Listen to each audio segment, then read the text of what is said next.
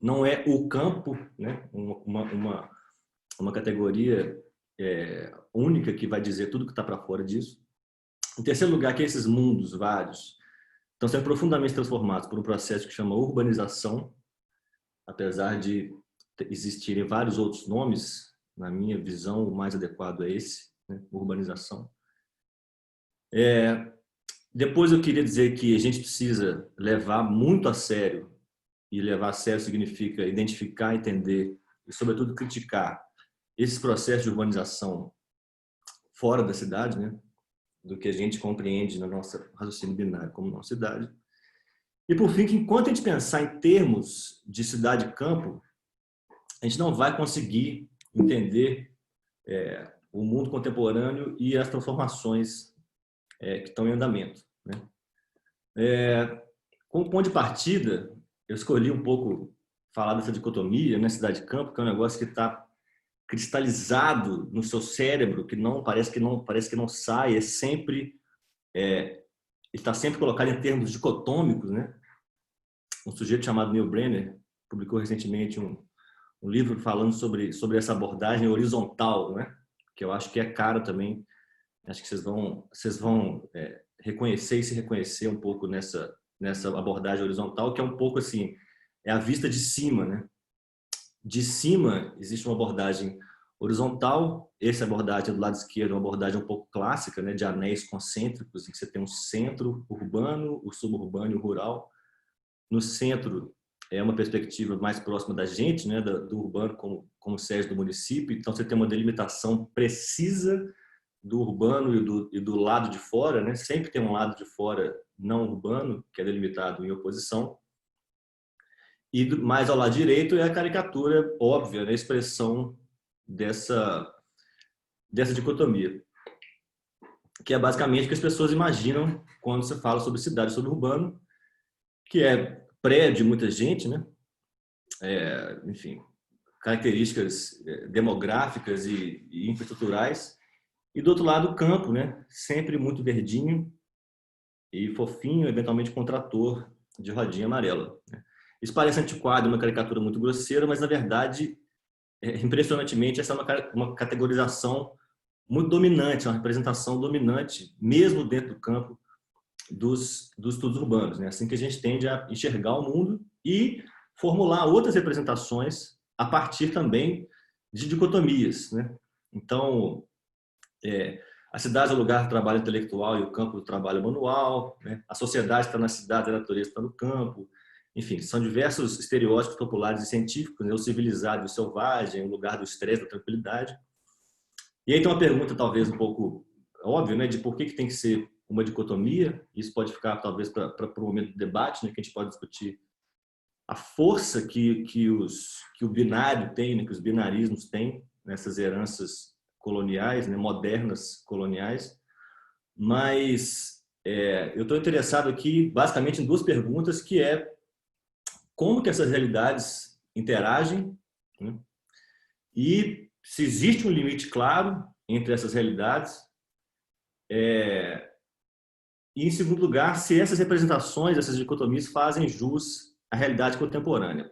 Para mim esse é o principal a principal, sei lá, benefício ou vantagem de se pensar a urbanização extensiva é não aceitar representações de dicotomias herdadas que não correspondem a uma realidade bem delimitada, né? Então, com relação a essa primeira pergunta, existe um conceito importante, né, que é essa ideia de implosão-explosão, que, de um lado, trabalha do lado de uma aglomeração.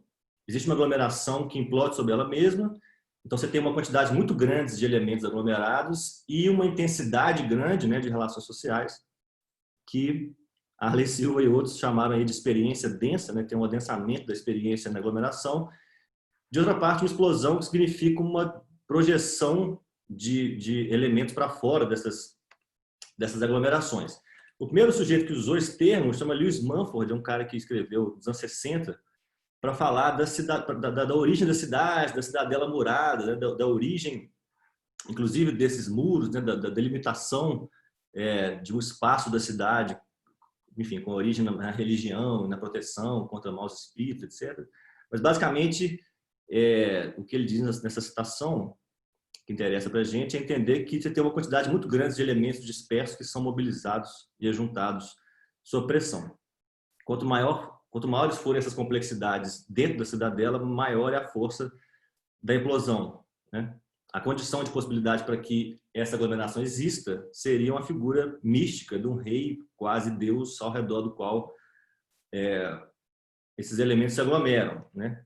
E aí, é interessante notar que cada cidade, eu coloquei o ocidental aqui, porque a gente sabe que, por exemplo, né, na região amazônica, os povos pré-brasileiros não tinham uma relação de dominação com o seu lado de fora da mesma maneira que os ocidentais tinham, mas cada cidade ocidental, como categorizada, né, de acordo com essas categorias que eu achei que seriam mais familiares para esse público também, cada cidade teve uma relação de dominação com o seu lado de fora.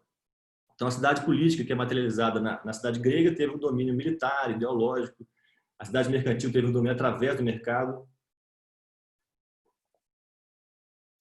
E a cidade industrial marca essa passagem da absorção do seu lado de fora, absorção e transformação da produção agrícola, né?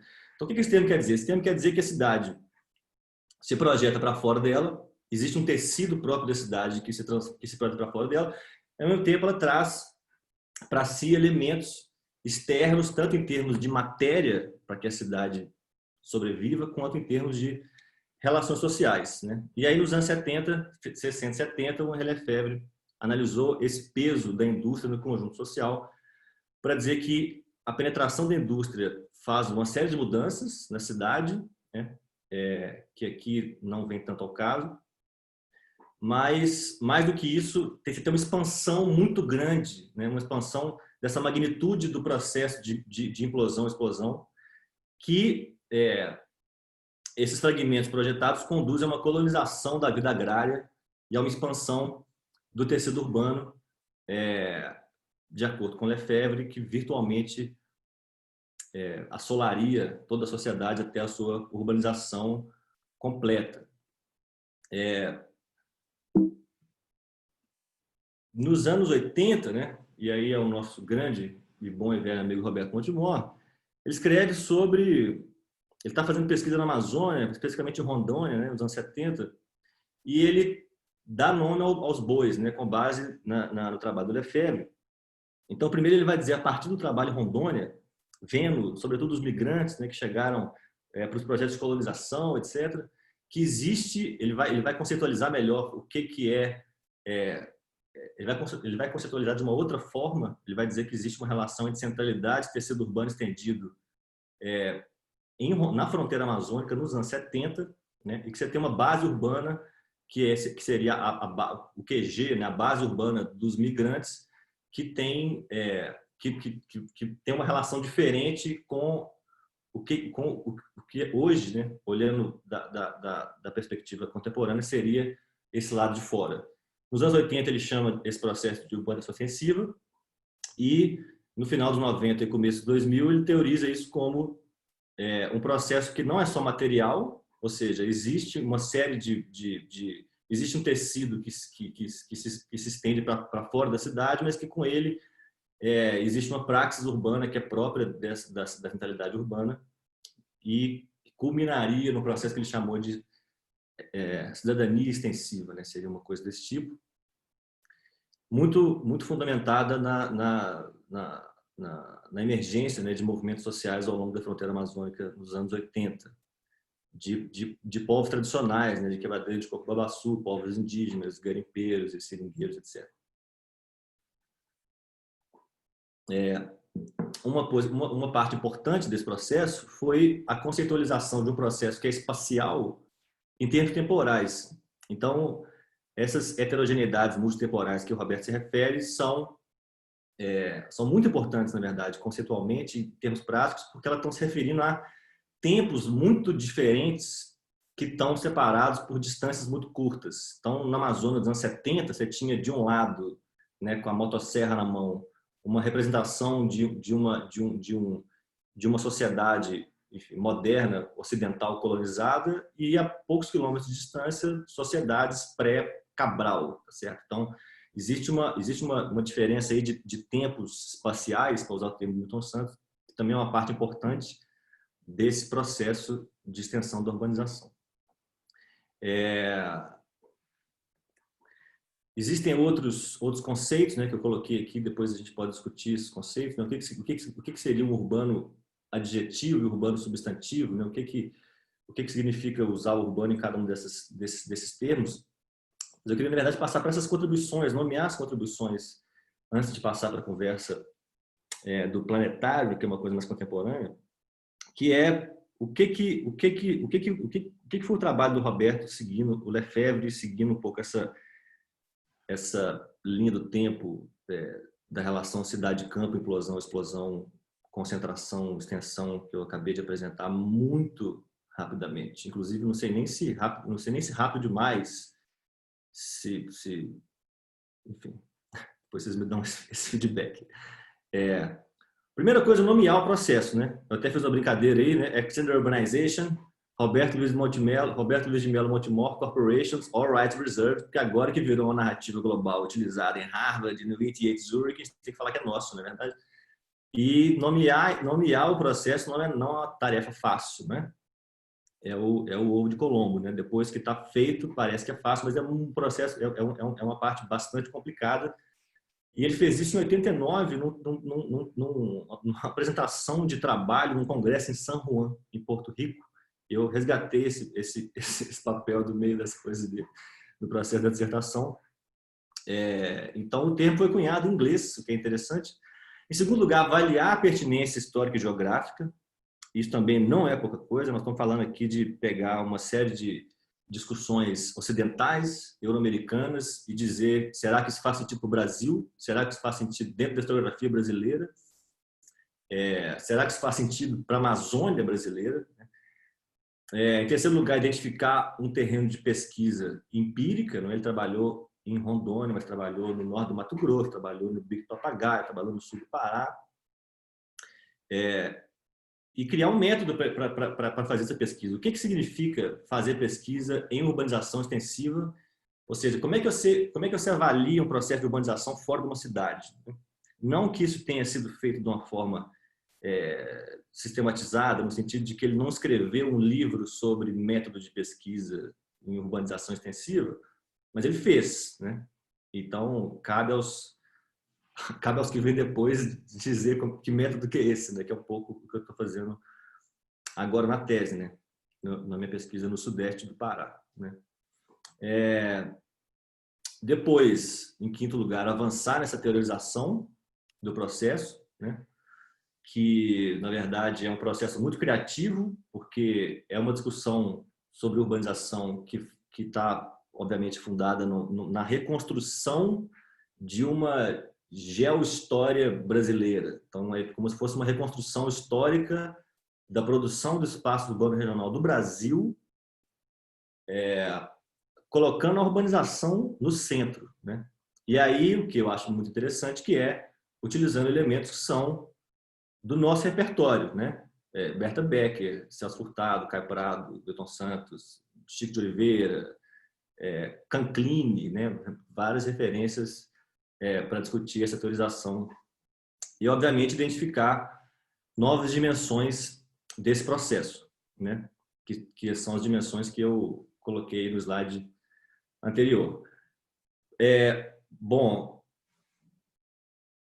muito recentemente, eu coloquei em 2011, você tem dois autores que começaram a discutir o seguinte, né? Que também leram Lefebvre, obviamente, fizeram teses de doutorado sobre Lefebvre, etc. Começaram a discutir o seguinte: o que o Lefebvre queria dizer com essa questão da urbanização completa da sociedade? O que isso queria dizer? E será que é verdade, né, que a urbanização atingiu uma escala planetária? Ou seja, será que o alcance da urbanização atinge todo o planeta? Isso não significa dizer que você tem um processo planetário de urbanização. Significa só avaliar se a escala da urbanização atingiu, ou não planetária, né? Isso é muito simples, na verdade. Não tem uma grande embora existam várias críticas no sentido de que é uma teoria totalizante, etc., é o simples reconhecimento de que a urbanização atingiu uma escala planetária fundada, basicamente, né, de acordo com o Neil Brenner, numa noção de ecologia e de metabolismo urbano. Então, esses caras estão interessados em quê? Estão interessados em entender como que o nosso sistema metropolitano global e totalmente disfuncional sobrevive, né? Então, que tipo de territórios não citadinos são colonizados e operacionalizados para dar suporte a essas grandes aglomerações? Então, a discussão que estava lá em cima sobre a hinterland se torna hinterglobe, né? Porque agora não é uma hinterland imediata, não é? Você não sai aqui na região metropolitana, a comida que eu estou comendo em Belo Horizonte não vem, não é óbvio que ela vem dos arredores imediatos, não é? A água que a gente toma, essas coisas, a proporção dos fluxos globais de produção são muito diferentes, né? Então, essa é a perspectiva do Neil Brenner, entender como é que essas paisagens operacionais são mobilizadas em relação às grandes aglomerações, em parceria com o Nikos Katsikis, que é um arquiteto / economista interessado nessa discussão da Hinterglobe. E o Christian Schmid que é o coordenador, né? meu ex-chefe do Singapore 88 Center. Ele é professor do ETH em Zurique. Existe um centro do ETH em Zurique, em Singapura, é lá que eu estava trabalhando. Essa pesquisa não acabou. A gente vai publicar o livro dela no ano que vem.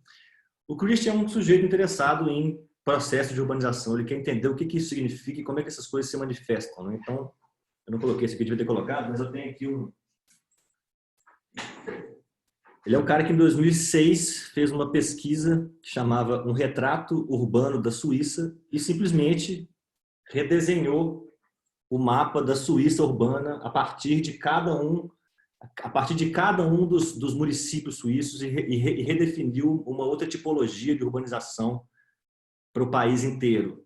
Então, tipo assim, regiões metropolitanas, regiões alpinas, etc. E isso aqui, que são 3 volumes, foi parar na mesa de todos os cidadãos suíços, de acordo com ele, que foi patrocinado por um jornal, né? Era tipo uma coisa eu imaginei, tipo, coleções da Abril, que tinha nos anos 90, que vinha um livrinho com jornal.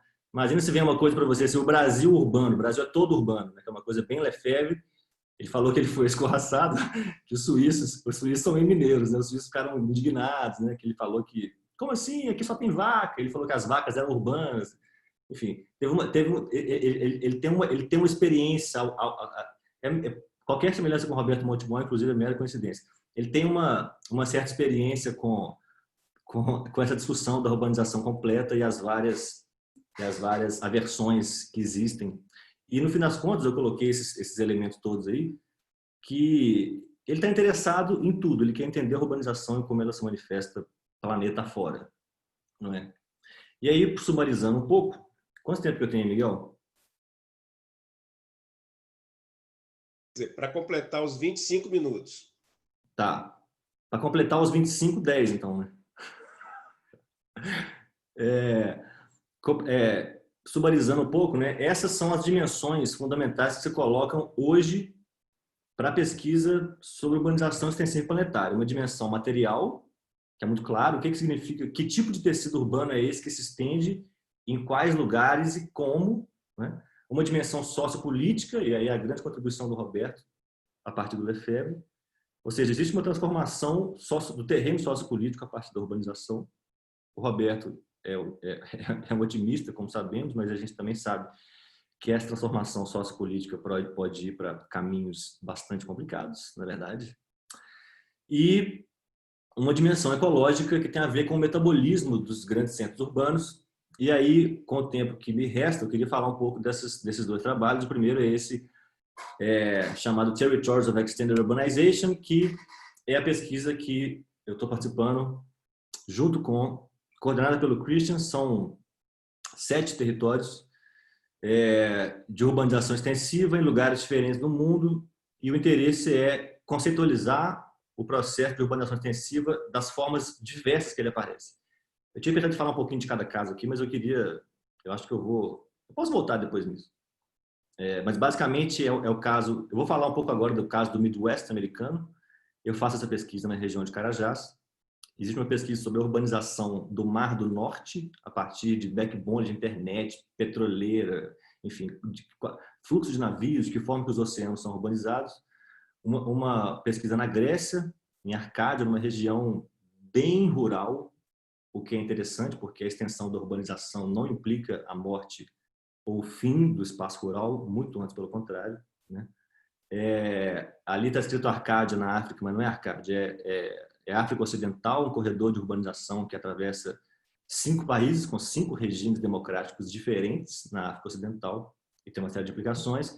Um trabalho em Calcutá, que está associado à migração e fluxo circular, e em Dongguan, na China, que é na região do Delta do Rio das Pérolas. Eu queria mencionar rapidamente o caso do cinturão do milho nos Estados Unidos, que é um dos casos que eu acho mais interessantes, que é uma região que produz... essa é uma região que tem 32 milhões de hectares, né, produz 30% do milho e 20% da soja do mundo, né? Óbvio que você tem as tecnologias mais problemáticas possíveis, né, em termos de condição ambiental, exaustão do solo, segurança alimentar, né, semente da Monsanto, é tudo oligopolizado, monopolizado, são os piores inputs produtivos possíveis, né? O solo já está esgotado nessa região há algumas décadas. E a existência dessa região, essa região, da forma como ela opera, ela só existe por causa dos subsídios, né, do governo americano, suportados ideologicamente na ideia de que é preciso produzir alimento para o mundo. Só que quando você vai ver a quantidade de calorias que o Corn Belt produz, 52% é ração, 38% é biodiesel e só 10% das calorias vão para o consumo humano. Então, significa que você tem fazendas gigantescas, imensas, gigantes, produzindo milho para ir para outras fazendas gigantescas de produção animal, né? Essa história é bem interessante, enfim, a produção histórica desse território, das famílias, como é que essa coisa toda evoluiu. Mas eu queria chamar aqui um pouco da atenção para a coisa do cidade-campo de novo, né? Será que será que a gente pode ler isso aqui só como uma transformação no campo, né? Tem uma questão aqui também da automação e da composição do trabalho, que você tem um nível de mecanização absurdo. Então tem um sujeito que opera as atividades todas em 50 mil metros quadrados de terra. Um cara e um zilhão de computadores, né, operam esse troço todo. Um cara planta, colhe, não precisa de fertilizante, porque o fertilizante está dentro da semente, é uma semente azul. O cara mostrou a foto, um negócio horroroso. Ele coloca a produção inteira dentro do elevador, o elevador mostra os preços do mercado financeiro e ele não sabe para onde é que vai o milho que ele está vendendo. É um negócio bem Black Mirror. E ele recebe o preço que está sendo cotado na Bolsa de Chicago e o elevador vai levar esse milho através de uma ferrovia para sabe-se lá onde, né? Então, e aqui eu estou falando do estado de Iowa, mas eu poderia estar falando do Mato Grosso, né? Por exemplo, que a situação crescentemente é essa. Esse aqui é um dos mapas do Nicos, né? Que mostra a depopulação nos assentamentos. Então, você tinha famílias camponesas, né? Desde o final do século XVIII nos Estados Unidos. Essa história, como eu falei, é muito longa. Mas, crescentemente, você não tem mais família. Você tem um cara que vive numa casa que talvez é uma casa que é igual à nossa casa na cidade, tem uma internet igual a gente tem, ele joga videogame às 2 da manhã, igual muitos urbanitas, e ele controla 50 mil metros quadrados de produção de milho. E o que significa para esses counties, né, para esses condados? Essas bolinhas, esse é o mapa, né? Iowa é tipo um retângulo mesmo. Essas bolinhas laranjas são os condados que têm depopulação. As pretas receberam população. Então, você tem décadas e décadas de depopulação desses condados que levam para mais depopulação, porque quem fica não consegue ficar por causa, enfim, serviços urbanos. Você não tem uma aglomeração que sustente o mínimo de vida urbana. E aí, quanto mais eles ficam depopulados, mais eles tendem a virar o quê? Mais eles tendem a virar soja e milho, né? Eu não tive competência aqui para fazer o que eu queria fazer, que era colocar as imagens no tempo, mas essas imagens na diagonal superior esquerda e inferior direita você tem, se você olhar isso aqui nos anos 80, aqui tinha uma cidade, tá certo? Não tem mais cidade, cidade virou milho, né? E nos outros quadrantes são imagens de sorriso no Mato Grosso, né? Que eu peguei um pouco para poder incentivar essa agenda de pesquisa, porque, né? Vamos fazer uma coisa parecida aqui no Brasil, acho que seria bem interessante, um projeto explorando o que estão acontecendo com essas paisagens no Mato Grosso. E aí, essa imagem é uma imagem é uma foto que eu fiz em Singapura, para poder um pouco fazer um paralelo com, se de um lado você tem essas paisagens extrativas, surreais, o que está sendo feito com essa matéria, né? Para que nós estamos tirando minério do chão, fazendo zilhões de hectares de boi, milho, soja, né? O que está sendo abastecido com esse tipo de coisa? E aqui eu vou mudar um pouco, daqui a pouco, o slide para poder mostrar algumas fotos. Isso aqui é uma ilha artificial, né? A alguns quilômetros de Singapura, que eu visitei. Eu queria mostrar aqui as imagens que eu fiz dessa ilha artificial, um pouco de longe, né? Estão enxergando? Deu para ver a outra imagem? Isso aí chama Forest City. Isso é uma ilha artificial que foi construída com 100 bilhões de dólares de capital chinês e singapuriano em 3 anos, né? Vendida como cidade sustentável, porque ela é verdinha e bem fofinha, né? A grande maioria dos imóveis já foram vendidos, mas a taxa de ocupação é tipo assim 10%, né? Então é total, tipo, imagina o David Harvey com uma plaquinha escrito surplus value, sabe, em cima dessas ilhas artificiais, tipo assim, não tem mais onde colocar o dinheiro, vou criar uma ilha artificial surreal em 3 anos. Esse aqui a gente visitou vários empreendimentos, né, nos arredores de Singapura, que são todos a mesma história, uma ilha artificial com basicamente uma atividade especulativa, que você tem paisagens tipo essa, que a galera pegou um arquiteto em Beijing, mandou ele desenhar um prédio e replicou o mesmo prédio 90 vezes. E o interessante é que aqui, nesse mesmo lugar que eu tirei essa foto, tinha um monte de seringueira, né? Que foi a seringueira que quebrou o seringal brasileiro na crise da borracha, né? Isso aqui é tipo, onde era para ter floresta tropical no sul da Malásia, tem condomínio de luxo com capital chinês e singapuriano, né?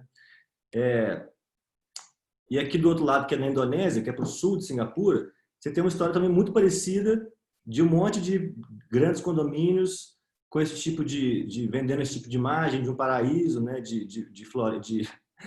De corpos d'água pristinos, né? É muito maravilhoso que é uma ilha artificial e o cara chama de pristino e coloca na maquete do estabelecimento da ilha artificial residencial uma plaquinha que fala que a floresta que ele fez também é pristina, né? E ao mesmo tempo, quando você se desloca entre esses espaços, você tem paisagens que nos são muito caras, familiares, né? De palafitas e enfim, de economias populares, né? Que para você poder andar entre um grande condomínio e outro, você tem esses pequenos portos, né? E ao mesmo tempo, lado a lado, convivendo com enfim, a indústria naval do Sudeste Asiático, postos de petróleo, enfim, um pouco que a gente também conhece bem aqui no Brasil de projetos faraônicos convivendo com uma certa precariedade, né? Na Indonésia, inclusive, eu juro por Deus, eu mandei até para Ana Cláudia, eu mandei para a Luna uma mensagem, porque quando eu estava nesse lugar, estava tocando um brega. Eu falei, não é possível, eu tô no Pará e ninguém me contou. É verdade, tem esse vídeo, eu posso provar, né? Uma galera jogando bola, enfim, convivendo lado a lado com esse tipo de coisa. Então, eu vou voltar e eu vou concluir agorinha mesmo, sem mais delongas. De onde que vem enfim, de onde é que vem a matéria que produz esse tipo de coisa, né? Esse é o lugar que eu fiz a minha pesquisa de campo, né? No doutorado.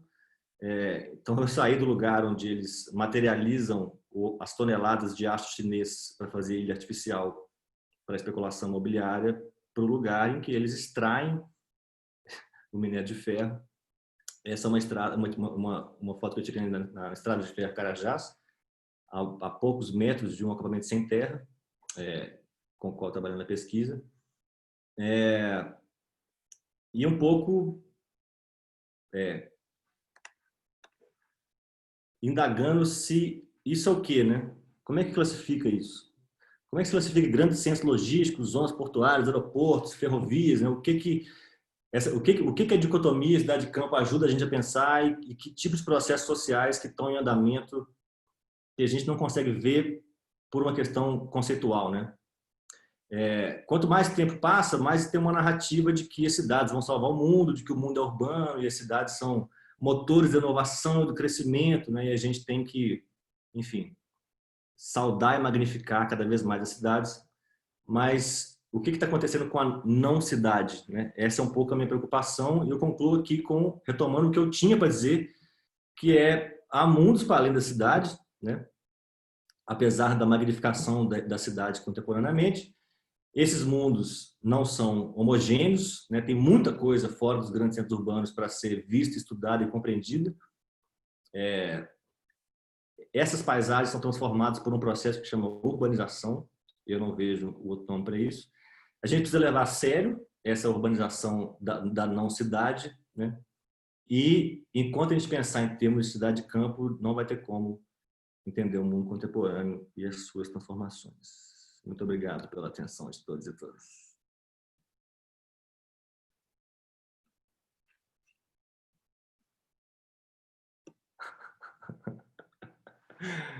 Agora nós estamos assim, palmas para o Rodrigo, é nessa onda aqui. Vai ter um negocinho aqui de botar reactions. Adorei. Estamos aprendendo. Pô, Rodrigo, super obrigado, muito legal. Eu não tinha visto algumas dessas fotos aí. Muito bom. Estamos precisando acabar com a Covid para a gente voltar a se encontrar, tomar uma e conversar e trocar ideia, né? Sobre coisas bem legais. Roberto? Que Roberto? Roberto, parece que a Isabel vai falar que o Roberto entrou, mas eu acho que é Roberto Luiz Montemor. Será que é Roberto? Bom, se o Roberto entrou, eu não admiti. Sou eu. Que bom! Saudade de você, cabelo comprido, hein, Roberto? Cheguei atrasado, estava numa reunião, desculpa, perdi o. Que isso? Só peguei um Prazer finalzinho imenso da aqui fala na dele. janela com a gente. Você tá no novo apartamento? Tô. Ah, beleza. Ainda bem que Rodrigo, você perdeu a parte que eu estava falando de você. Fico muito feliz. acabou, falou É de sempre você. desagradável, né? Essa parte eu não É vi bom que também. você tá falando dele, ele não estava ouvindo. Legal. Mas super bom, Rodrigo, super legal. Gostamos muito. Agora é a hora do papo mesmo, de perguntar e trocar ideia aí sobre as coisas que você falou. Eu gostei bastante, cada vez. É bom, né? Quem sistematiza diferente e aí traz mais coisas para a gente pensar e refletir. Inclusive, já vou pedir desculpa antecipadamente, porque assim, eu falo meio depressa, era muita informação, eu tinha que botar em pouco tempo e tal, então espero que tenha dado aí para. O tempo é parte do negócio, eu acho que você deu o recado, os slides estavam claros. Enfim, vamos conversando. Tem que ter desculpa, não, só tenho que agradecer a você aí. E vai dar tudo certo na tese. Legal, a Ana quer falar. Estou coletando aqui nomes de pessoas para falar. Ana, primeiro, alguém me ajuda aí colocando no chat a ordem de quem pede para perguntar. ACDC, você é a primeira. Estão me ouvindo aí? Estamos. Tá, beleza. Obrigada, Rodrigo. Que bom vê-lo. A gente precisa dessa tese pronta, minha. Mas eu queria fazer uma perguntinha para ti. Lá na Ásia, como é que chega essa discussão da decolonialidade ou da anticolonialidade, né? Então, eu sei que tem uma perspectiva política também nesse processo, e uma curiosidade é só saber se isso faz tanto sentido para eles quanto faz para nós, né? Para começar a conversa.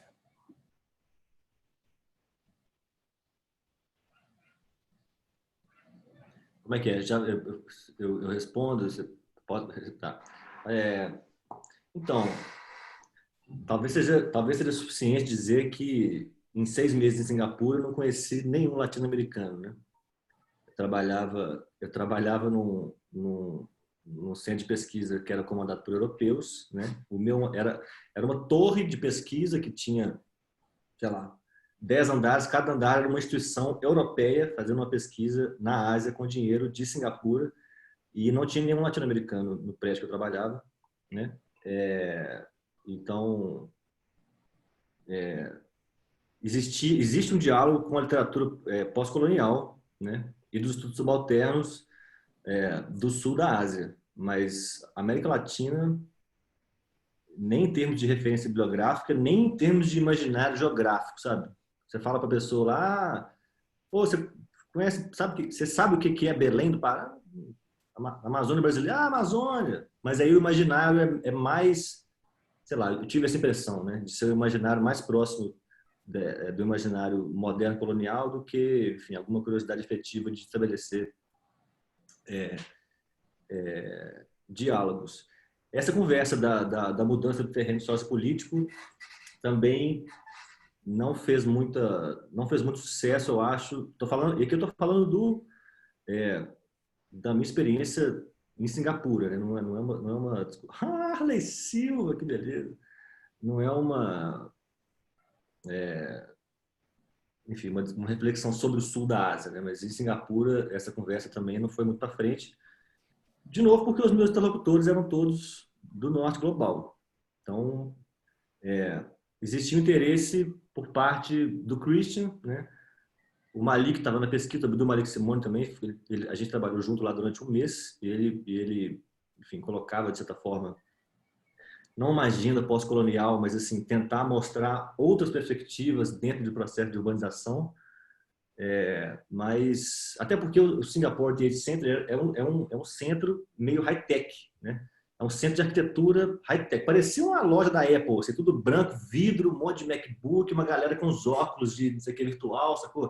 Tinha um projeto que chamava Cooling Singapore. Tinha os caras estudando como é que resfriava a ilha. Você imagina a diferença do ambiente, né? Pois é, então essa consciência de que a gente tem uma crise ambiental ainda está distante. A crise ambiental não. A crise ambiental, aí existe uma consciência lá grande, eu acho. Mas sem concatenar. Como é que é? Mas sem concatenar os aspectos sociais e ambientais e econômicos.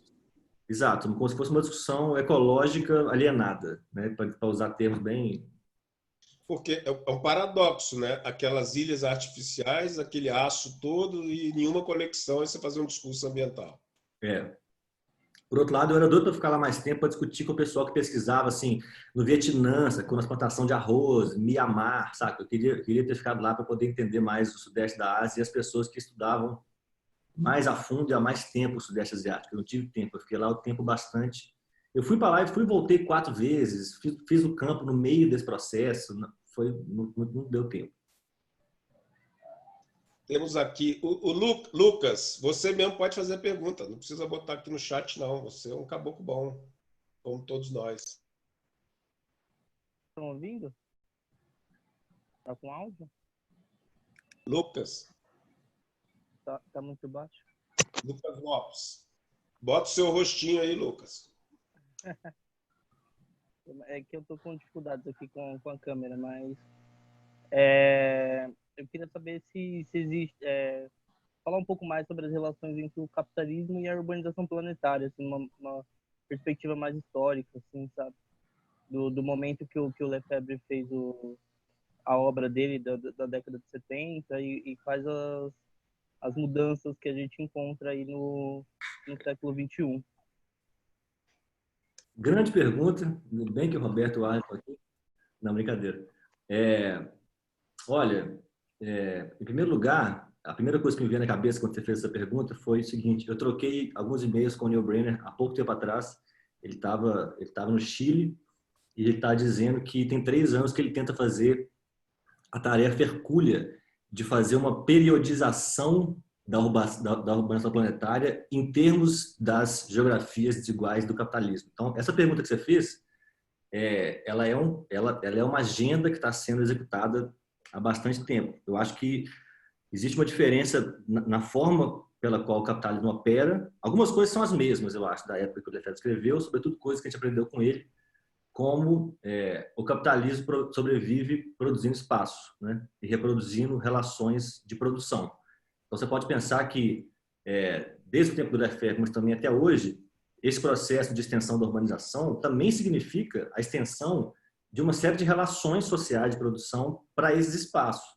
Então, o sujeito que está indo construir no meio da floresta tropical malasiana, né, tem uma certa racionalidade. Existe algo nesse processo de urbanização, tanto em termos de tecido urbano como em termos de terreno sociopolítico, que continua valendo. Ou seja, a urbanização é um meio de extensão também das relações de produção capitalistas, né? Acho que isso talvez seja o que a gente aprendeu junto com Lefebvre. E, contemporaneamente, o que eu acho que tem diferenças grandes, tem uma literatura que, se você estiver interessado, que é muito legal, do sujeito chamado Sandro Mesadra, com 2 Es, e um outro cara chamado Brett Nielsen, que chama The Politics of Operations. Então, esses caras estão interessados em entender o capitalismo contemporâneo em termos espaciais, né? Não é uma discussão abstrata, focando em 3 dimensões: extração, logística e finanças. Eu acho que esses são 3 elementos muito contemporâneos e muito fundamentais para a compreensão da relação entre urbanização e a forma como o capitalismo opera, né? Eu tentei trazer um pouco disso nas imagens, né? Mas eu diria que são os 3 frontes fundamentais de agenda de pesquisa para entender essa relação melhor. Ok, Lucas. Mais algumas? Deixa eu ver aqui. Enfim, enquanto o pessoal vai se aprontando aí. Rodrigo, eu vou, como não tem aqui, não vi, ninguém marcou, então fiquei curioso aqui com uma coisa. Diga. Várias coisas, mas eu queria começar com uma delas, porque vem das conversas passadas também. O próprio projeto que você trabalhou em Singapura, a descrição, né, sua da torre da Apple, dos vidros, enfim, tudo isso, e o que você quer dizer, é uma instalação de um estudo de urbanização planetária a partir do norte, certo? Depende do que você quer dizer por a partir, mas vamos lá. Vamos lá, só completando. E aí você tem ali, quer dizer, provavelmente você tem no Sudeste Asiático, como você disse, mas não deu tempo já, também uma escola que tem tentado pensar algumas coisas dentro desse campo dos estudos decoloniais, enfim, pós-coloniais ou estudos subalternos, esse campo aí, né? Nesse sentido também, ao mesmo tempo, você discute as ideias que o Roberto colocou, de alguma forma, como você disse lá, Extended Urbanization, RM, Roberto, você não viu, né?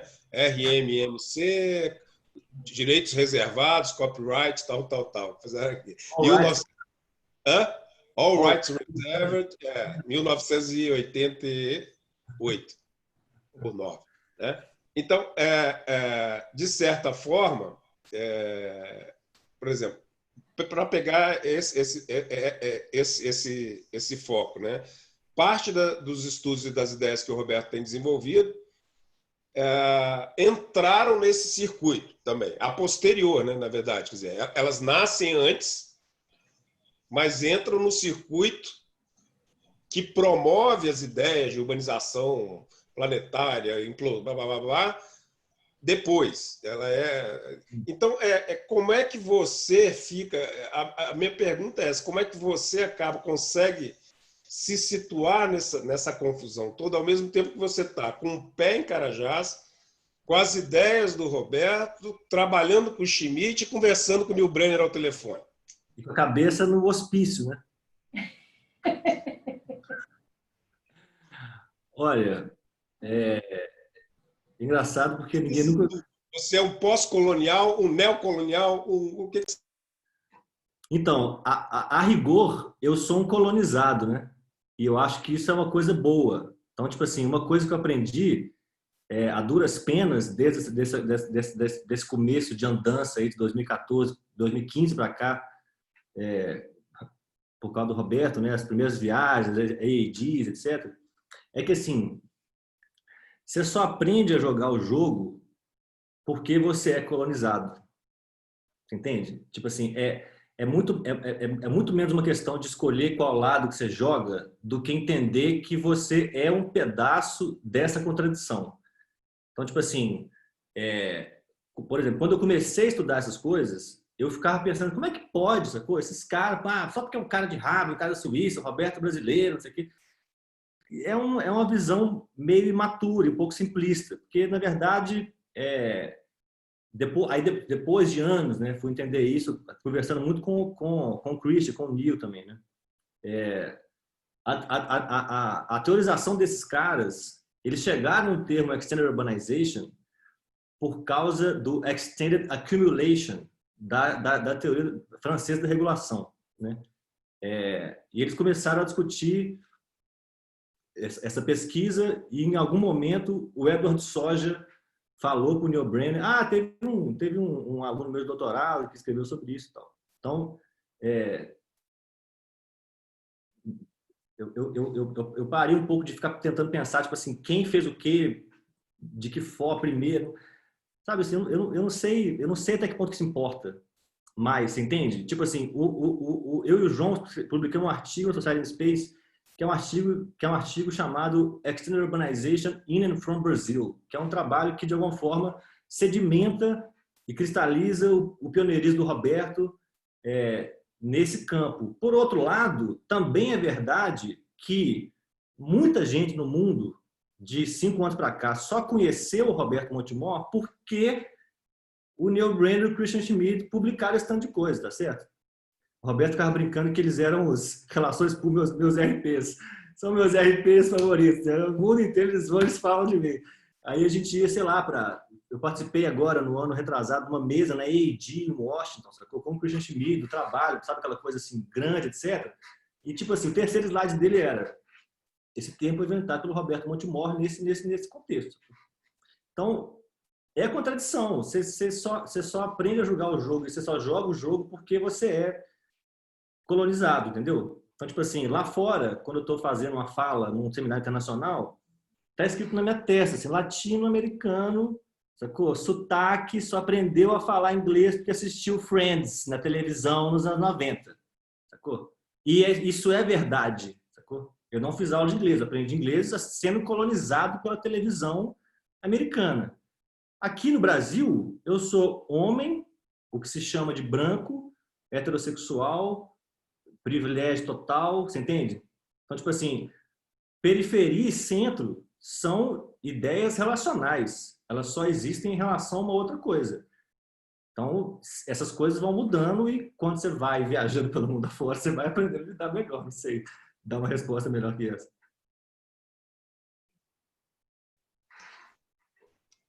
Alguém?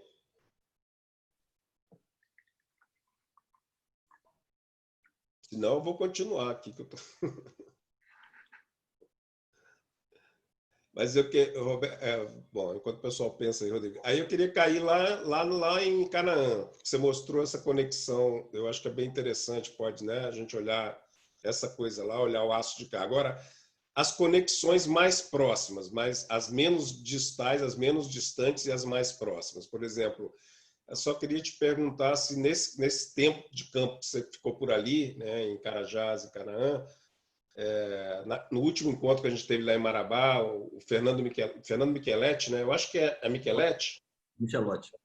Michelotti, o Fernando, tinha colocado até quer dizer, tinha terminado o doutorado dele, mas há tempo estudando, que eram os territórios de produção agromineral, que eu achei super interessante, né?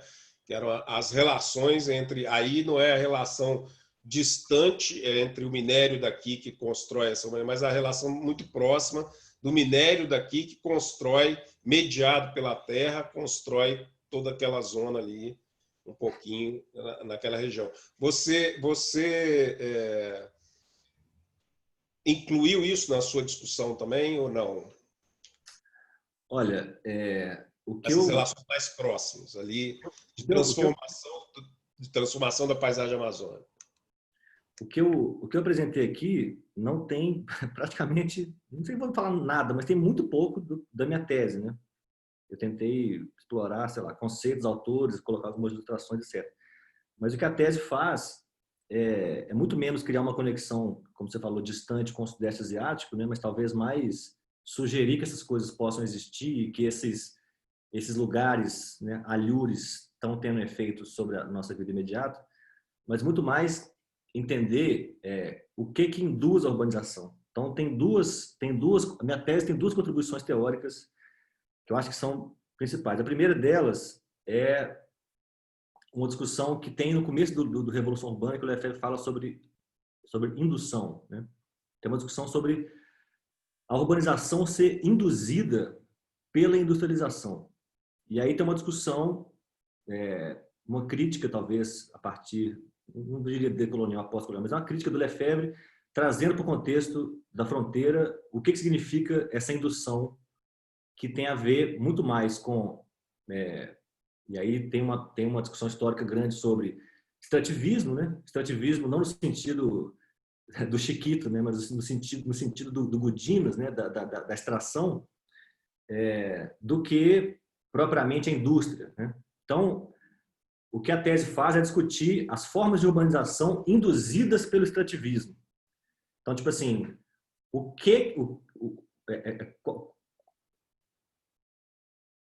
tentar dar alguns exemplos, né? Então, por exemplo, a infraestrutura de mineração é uma coisa clara, tá certo?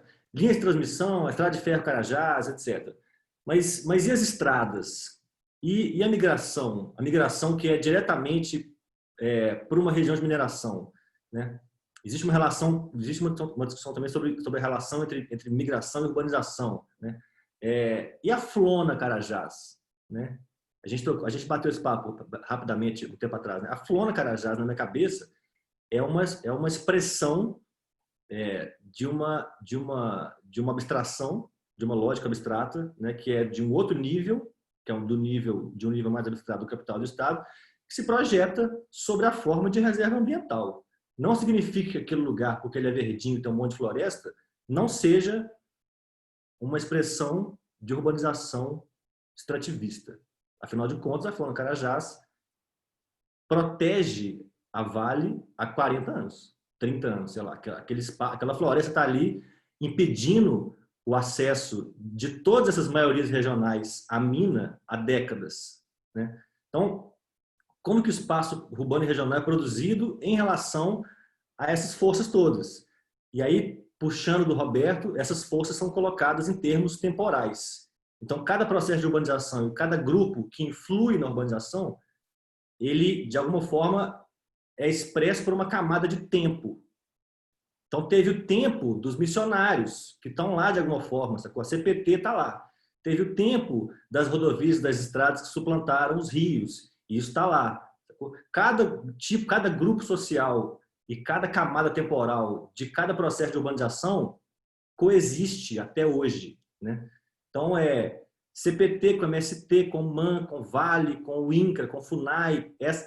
Acho que essa que é a contribuição da tese, né? Tentar pensar nessas coisas todas espacialmente. Como é que todas essas coisas que, teoricamente, são abstratas, são mediadas através do processo de urbanização para os domínios da vida cotidiana.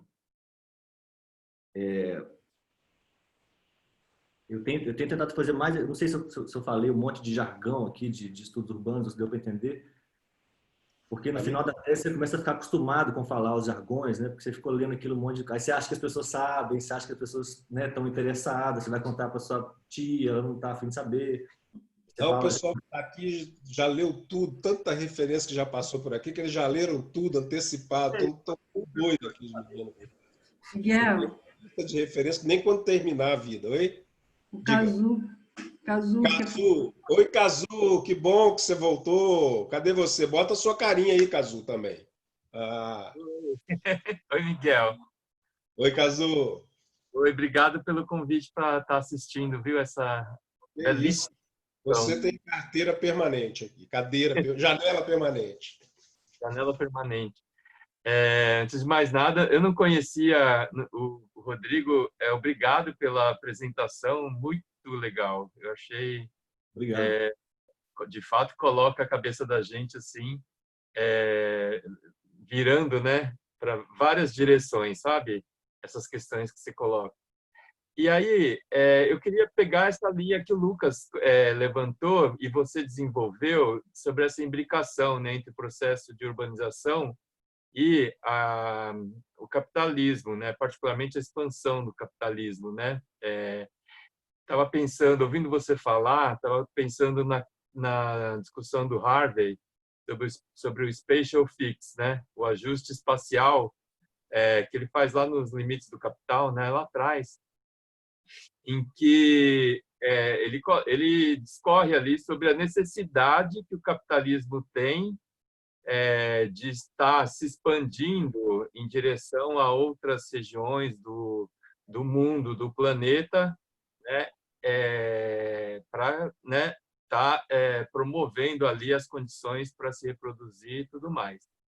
Nesse sentido, a gente vê aqui no Brasil, na América Latina, a discussão sobre a urbanização colonial, né, no período da colonização, sempre as cidades, né, e o processo de urbanização desse período é visto por uma parte dos estudiosos como uma espécie de ponta de lança, né, de conquista territorial e regional, assim, as cidades como sendo postos avançados ali daquele capitalismo mercantil, né, a partir da Europa.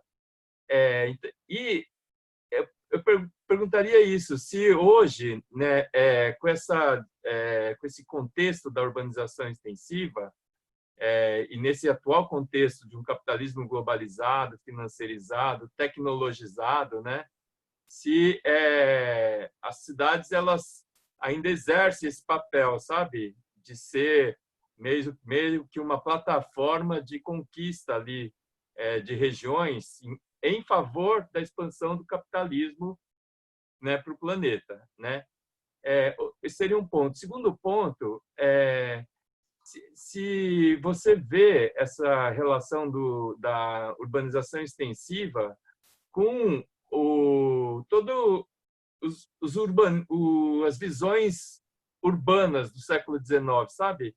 Porque quando você pega, né, as visões utópicas do século XIX, muitos, né, já apregoavam essa disseminação da urbanização no planeta, na área da arquitetura e do urbanismo mesmo, né? Pega ali os utopistas também, e depois isso nas visões dos futuristas, né? A crença na tecnologia, e depois tudo isso promovendo essa disseminação do urbano como o progresso, o urbano visto como progresso, como o moderno, como a modernização, tal, se disseminando pelo planeta. Se hoje a gente não estaria, né, discutindo aquilo que eles já colocavam lá nesse período. Esses 2 pontos só. Obrigado, hein? Valeu demais. Excelentes perguntas. Eu vou começar pela última. Eu pensei em 12 mil coisas quando foi falando, mas eu vou tentar retomar aqui uma a uma. O próprio Lefebvre tinha uma visão, né, dessa coisa da urbanização completa da sociedade, influenciada por livros, né, de ficção científica, né? Tem o livro do Andy Merrifield conta isso um pouco. O Lefebvre tinha um imaginário influenciado pela ficção científica, né? Eu acho que existe uma ideologia, eu acho que é isso a isso que você está se referindo, né? Uma certa utopia tecnológica que se manifesta de algumas formas. No caso das aglomerações, ou seja, das formas concentradas de urbanização, o que não faltam são smart cities, né? O que não faltam são cidades inteligentes pensadas como sistemas autônomos, né? A tecnologia vai nos salvar do trânsito, da poluição, etc. E essa, né, que é uma utopia de um certo urbanismo tecnocientífico, é uma das principais ideologias que dá suporte à cidade, a essa ideia de cidade como uma entidade magnificada que vai nos salvar, né? No caso da urbanização extensiva, isso também é verdade. Então, se você entrar, eu lembro quando eu fui, pela primeira vez eu fui levar para Singapura, para a equipe de Singapura, o que era o meu estudo de caso, né? E aí eu falei para as pessoas, olha, eu queria não falar da mina, eu não queria falar da mina de Carajás, porque eu acho que o trabalho não é sobre a mina, é sobre tudo que está ao redor da mina. Mas eu queria levar alguma coisa que remetesse à mineração. E eu fui colocar no YouTube para fazer um vídeo, tentar editar um videozinho para levar as coisas. Eu fiquei pensando que, algum tempo atrás, talvez, as imagens que a Vale mostra da extração do S11D em Carajás, elas seriam escondidas, né? É uma coisa tipo assim, não, isso aqui não é para se mostrar. Hoje é a propaganda, tá certo? A propaganda da mina é em si uma certa utopia tecnológica. Olha essas esteiras gigantes, olha essa cratera na floresta, olha que coisa linda, né? Tem uma utopia tecnológica até no componente de extensão da urbanização, que dá suporte à concentração da urbanização, né? Com relação à primeira pergunta, eu acho que ela se relaciona com a segunda, porque eu enxergo o processo de urbanização também como um processo de colonização, né? Isso é uma discussão imensa. O próprio Lefebvre tem escrito sobre isso, a relação entre a centralidade e o tecido urbano estendido também é uma relação de colonização, né? Não só nesses termos ecológicos, né, ambientais, de retenção e de extração de matéria para suprir os seus imperativos metabólicos, mas enfim, historicamente, né, eu estou tentando fazer um último capítulo da tese, que é uma tentativa de fazer uma crítica decolonial a essa ideia que eu estou chamando de citadismo, né, que é o centrismo da cidade no mundo contemporâneo, né, que marca a nossa experiência como seres humanos. Tem um monte de coisa que a gente concebe, tem um monte de representação que a gente tem sobre o que é cidade, o que é capital, o que é o Estado, o que é o patriarcado. Todas essas concepções abstratas são influenciadas pelo fato de a gente viver em grandes regiões metropolitanas, né? Então, eu estou tentando elaborar uma crítica para resgatar o que você falou da América Latina, né, do período colonial, elaborar uma crítica através do desenvolvimento histórico da urbanização durante a colonização. Ou seja, cidade, como a gente entende, né, a cidade como a gente entende, ou seja, uma espécie de centralidade inovadora, privilegiada em termos de excedente econômico, política e festa, e que colonizam o lado de fora para sobreviver, tá certo? Que depende de um lado de fora para ter água, comida, energia e coisas tão básicas quanto isso.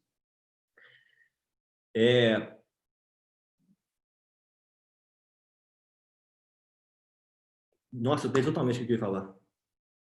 Me perdi completamente, eu fiquei empolgado, me perdi. Essa cidade com C maiúsculo, isso não é natural, tá certo? Isso não é natural. É natural, o ser humano aglomera, não é natural. Então, a minha tentativa de mostrar que esse modo de organização espacial não é natural é indo para as nossas origens pré-brasileiras e pré-coloniais. Tentar entender como é que a cidade ameríndia, por exemplo, como é que as formas de organização espacial ameríndias diferiam daquelas dos europeus, né? E também tentando um pouco, a partir do trabalho do professor Chiquito, né, professor do FPA, entender como é que foram formados no Pará os assentamentos religiosos, né? De como é que os jesuítas formaram assentamentos religiosos de indígenas no Pará, com o objetivo de explorar drogas do sertão. Ou seja, essa racionalidade que a gente tem que concentrar no lugar e explorar o lado de fora não é natural, tá certo? Isso também deriva de um processo colonial. Então, para mim, isso tudo que você falou faz muito sentido, está muito conectado intimamente.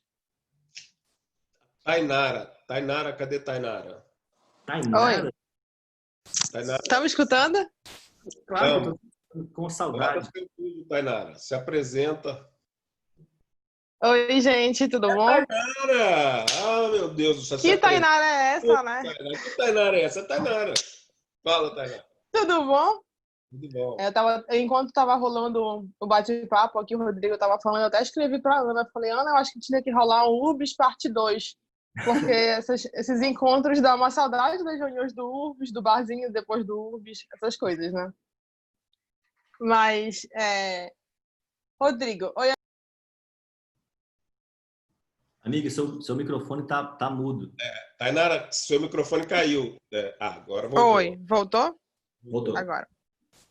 Então, amiga, eu fiquei pensando enquanto estavas falando, e aí me surgiu uma pergunta, na verdade, antes da hora. Eu não sei nem se tu vai ter essa resposta ainda, que já é uma resposta de final de tese, eu acho. Quando tu falaste que tu tá muito interessado nesse extrativismo, mas do outro viés do extrativismo, né, da extração e de que o urbano ele tá produzindo ou tá induzindo, eu fiquei pensando que agora na minha pesquisa de tese, né, e na hora de fazer a pergunta, eu fiquei pensando, nossa, eu entrei no URBS no PIBIC e agora tô na tese, né, olha só. Mas eu tô estudando o extrativismo num conceito diferente do teu, né? A espacialidade que esse extrativismo está gerando aqui no periurbano e nas cidades da Amazônia. E aí eu fiquei curiosa, por isso que eu te falei que é uma pergunta meio antecipada, do que tu imaginas ou espera encontrar no final, assim, do teu trabalho? De quais são as inquietações, apontamentos ou até mesmo, assim, perspectivas futuras, né?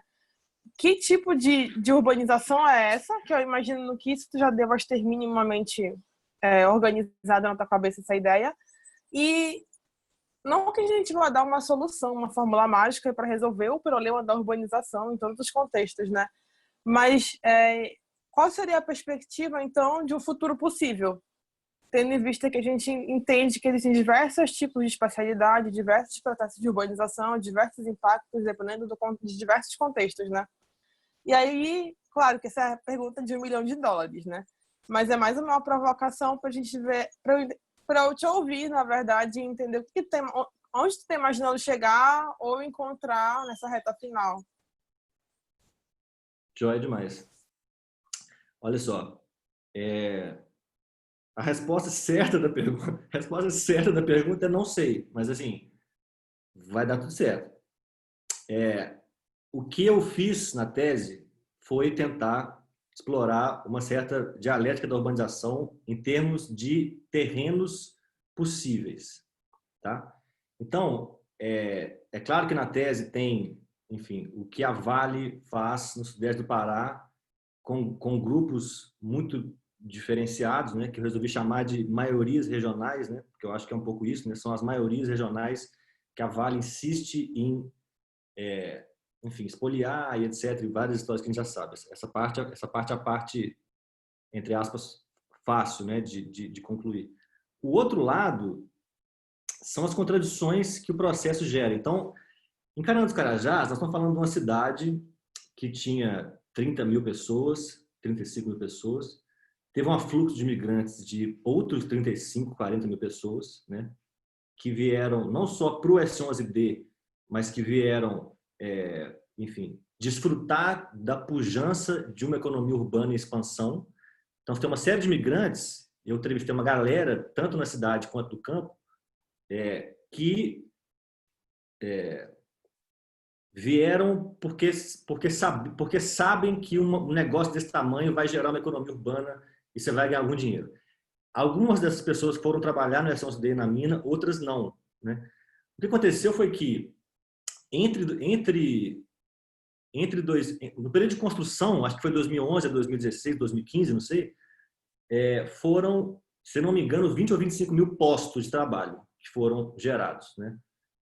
No período de operação da mina, quando a mina começou a operar, você precisava de menos de 1.000 pessoas para operar a mina. Então, você tem um desemprego imediato de, sei lá, 20x mil pessoas desempregadas, assim, né? Num centro urbano, uma galera que não é de lá. No mesmo ano, aconteceram 9 grandes acampamentos sem terra na zona rural de Canaã dos Carajás, sacou?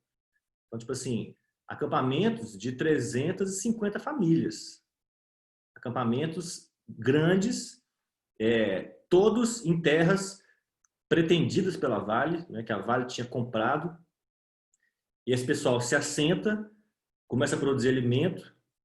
Processo de ocupação de terra do campesinato, do sem terra, da fronteira, de muito tempo atrás. A galera chega, ocupa a terra, vem o movimento social, vem a CPT, né? Vem a CPT com uma galera da agroecologia ensinar para o cara plantar, porque na verdade eu trabalho com mineração. Então, tipo assim, o cara é um minerador que está virando camponês, lutando contra a Vale. Então, isso já é interessante, né? Vem uma galera do sindicato rural, né, da FETAGRE. Essa galera começa a se organizar. Existem expulsões, existem reocupações na mesma terra, né? E no fim das contas, que é talvez a parte que eu mais gosto do trabalho, da tese, essa galera conseguiu e está lá até hoje porque eles foram contratados pela Vale para construir a mina, sacou? Então, tipo assim, um cara me deu a ideia assim, essa foi a parte que eu fiquei assim, o cara falou assim, a Vale está na nossa mão, sacou? Eu lembro do cara, ele tava num dia meio doente, sentado numa cadeira de madeira, assim, naquelas acampamento sem terra, sacou? Naquela casa, aquele negócio precário, aquele calor e tal. O cara falou, a Vale está na nossa mão. Eu falei, como assim, cara? Ele falou, bicho, a gente construiu a mina, a gente construiu a estrada, a gente construiu a ponte que conecta tudo, a gente sabe que a gente construiu a extensão da ferrovia, a gente sabe que hora que o trem passa, a gente sabe a hora que os caminhões levam os funcionários, a gente sabe tudo. Se a gente quiser, a gente vai lá e destrói aquele negócio. A Vale sabe disso, a gente que construiu, sacou? Então, tipo assim, esse é o nível do terreno de possibilidade. Você tem. A loucura é essa, sacou? Tipo, se a Vale já não tivesse ido para lá nunca, esses acampamentos talvez também não tivessem lá nunca. Você entende? Então, tipo assim, o próprio processo gera essas possibilidades. A última notícia que eu tive é que tem várias complicações nesses acampamentos. Tem várias dificuldades de organização, porque a Vale quer algumas áreas mais do que ela quer outras áreas, então ela quer negociar com o acampamento, e o povo tenta ficar junto, não, vamos negociar os 9 na mesma mesa, a liderança de... Enfim, tem uma série de complicações nesse processo, mas tem vitórias, né? A Vale anunciou no final do ano passado o recenseamento das famílias, e a galera do INCRA fez o recenseamento das famílias para elas serem assentadas em uma outra área, porque um dos acampamentos estava assentado em cima de uma reserva mineral gigantesca. E essa galera vai ser reassentada em outro lugar. Para mim, isso chama vitória, né? Para mim, chama vitória, tipo assim. E óbvio que tem uma assessoria gigantesca de movimentos sociais, o pessoal enfim, os advogados populares do CPT, a galera que vai descobrir se aquela terra que o pessoal ocupou, de quem que é, de quem que não é, o que enfim, leva para 1000 tribunais, etc. E, para fechar, a própria questão de como que essas pessoas vivem no acampamento. Então, tipo assim, existe um lado da urbanização extensiva que não que é diretamente a materialidade do cotidiano da vida camponesa é diferente, sacou? Tipo assim, a liderança que eu sei lá, essa foto que eu mostrei aí da estrada de ferro Carajás foi lá da casa da mãe de uma liderança. O cara me levou para lá, falou, vamos na casa da minha mãe, vamos almoçar e tal, nós vamos matar uma galinha lá, comer, maravilhoso, melhor frango da minha vida, aquela coisa ótima. E o cara de macacão, tal, galocha, falando do trabalho na roça e tal. E começa a falar de Game of Thrones, sacou? E Casa de Papel, por quê? Porque a internet pega melhor acampamento do que na cidade, porque o cara tá perto da mina. Tipo assim, olha isso, sacou? O cara tem uma internet melhor do que o cidadão, né, da cidade, com C maiúsculo, porque ele está entre duas minas da Vale, sacou? Então, tipo assim, eu acho que é importante explorar as possibilidades que podem vir disso. Eu não sei qual será o futuro que, sei lá, nos salvará das várias trevas que estão impostas aí. Legal. O Lucas quer fazer uma outra pergunta. E aí a gente vai fechando. Lucas, cadê você? Lucas está do lado do Roberto na minha janelinha aqui. Ó, rapaz, que prestígio, hein? Você ficou aí do lado do Roberto. E do Cazu do outro lado, você está bem.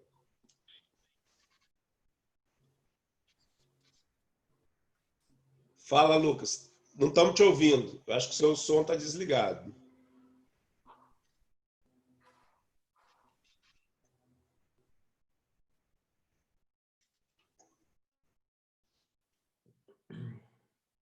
Não estamos te ouvindo, Lucas. Dá para ouvir agora? Agora sim. Rodrigo, se você pudesse falar um pouco mais, se você vê uma relação na obra do Chico de Oliveira, da questão das relações, das contradições entre o atraso e o moderno, né? Nas realidades de Belém e de Singapura, se você consegue identificar essas relações também. Roberta que deve estar coçando para explicar isso aí, né? Talvez seja melhor mesmo, porque enfim, o Chico de Oliveira não foi uma grande referência do meu trabalho. Enfim, eu li alguns textos clássicos, mas eu não tenho um grande diálogo com o Chico de Oliveira. Assim. Se o Roberto quiser falar mais sobre isso, até acho legal, porque ele sim teve um diálogo grande, né? Você quer falar alguma coisa, cara? Não? Quietinho?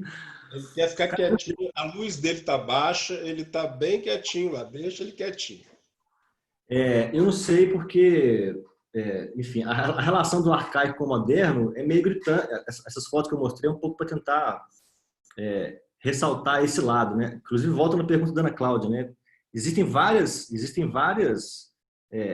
relações de proximidade entre as realidades de cidades de floresta tropical, né? Existe uma coexistência muito grande de áreas populares, né? Não vou nem dizer precários, porque não é necessariamente precário, né? Essas palafitas que eu mostrei no Porto, na Malásia ou na Indonésia, e esses grandes projetos. O que eu acho que a diferença maior é que na Ásia a escala de tudo é uma coisa que você tem que ir para ver. É inacreditável. A Ásia é inacreditável. É tudo gigante. Então, tipo assim, eu acho que tem uma meio mineiro, né? Lá é tudo muito grande, mas é verdade. A proporção e a escala das coisas é meio inconcebível. Então, mas assim, eu acho, inclusive, meus amigos da FPA, que tem espaços para colaborações, né, pesquisas possíveis para a rede de cidades, floresta tropical, porque e esse é um ponto de convergência, né, talvez da coexistência, né, de tempos, né, de temporalidade. Eu esqueci de colocar isso aqui. Tem um dos vídeos que é voltando de Batam, que é essa ilha da Indonésia que tinha aquele lugar que eu falei que eu ouvi tecnobrega tocando, que tinha um negócio na água que era tipo um Minha Casa Minha Vida na palafita, que é um negócio indescritível. Assim, imagina Minha Casa Minha Vida, que você vê, sei lá, do satélite, você vê de cima, sei lá, dezenas e dezenas de casas, todas na palafita, só que isso é um empreendimento imobiliário de altíssimo luxo de capital singapuriano, sacou? Tipo, casas de 2 andares, bonitinhas, simétricas, em cima da água, assim, o mar desse negócio. Todo saneamento resolvido? Como é que é? Todo saneamento resolvido? Não sei, não tenho conhecimento de causa. Singapura com certeza, né? Mas assim, os arredores... Com certeza, sim, resolvido.